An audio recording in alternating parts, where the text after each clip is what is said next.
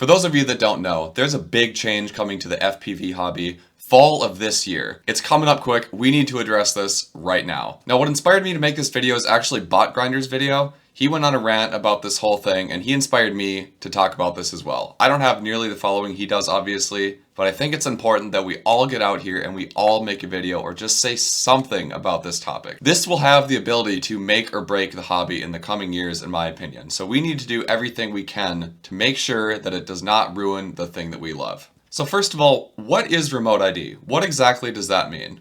Well, basically, it's a way for the FAA to track drones through the national airspace. And what that means for you as the normal freestyle or racing pilot is that you will either have to buy a drone with a remote ID module already into it. The second option is if you build your drones, you will have to also purchase an additional module that has this remote ID capability in it. And at that point, it's on you to install that correctly, make sure it works, and make sure it connects prior to each time you fly. Now, if you're thinking that sounds like a huge pain in the ass, you're right. That'll be a massive pain in the ass. You're gonna have to wait for a GPS lock every single time you fly and just hope that this thing works, otherwise you can't fly. Now, in my personal opinion, I can kind of understand the need for this for things like long range filming, maybe with a DJI drone or something like that, or just, other work that involves really high altitude or really far away operating of a drone. But for things like freestyle and racing, I just don't see the purpose of doing this. In my opinion, if you're going to do something nefarious,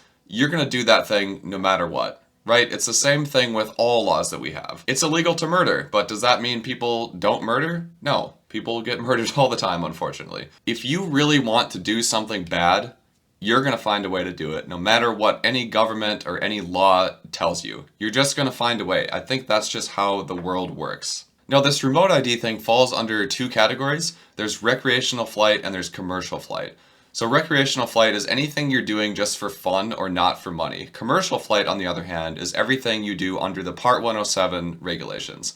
That is a special license that you get if you want to be a commercial drone operator.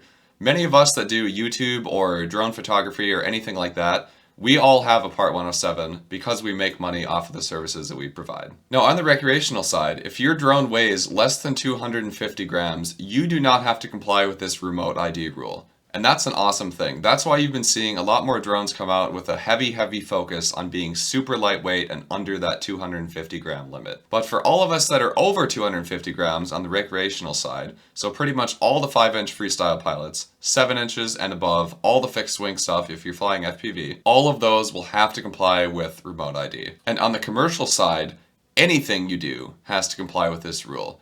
And that is where I think it is exceptionally dumb. If you're flying just a little 25 gram tiny whoop for money outside, you have to be compliant with remote ID. So in order to comply with this rule, there are 3 ways you can go about doing this. Number 1 is you can just buy an aircraft with this capability integrated into the aircraft design itself. Think of things like ready-to-fly drones that you can buy from any one of our favorite websites. If you buy one of those, it'll come with this module. You don't really have to do anything in addition to that. The next way is to buy a separate module if you already have drones that you have built yourself. That'll be the way that most of us comply with this, by buying this separate module, installing it ourselves, and complying that way. And the third way, which is not a way that most pilots will comply in my opinion, is to fly at a designated area known as a FRIA. So FRIAs are things like the AMA airfields that you used to see back in the day where fixed wing pilots would fly. We like to just rip our quads around office parks or other random abandoned buildings. Those are not FRIAs and those would not comply. So really the only option that we have as freestyle pilots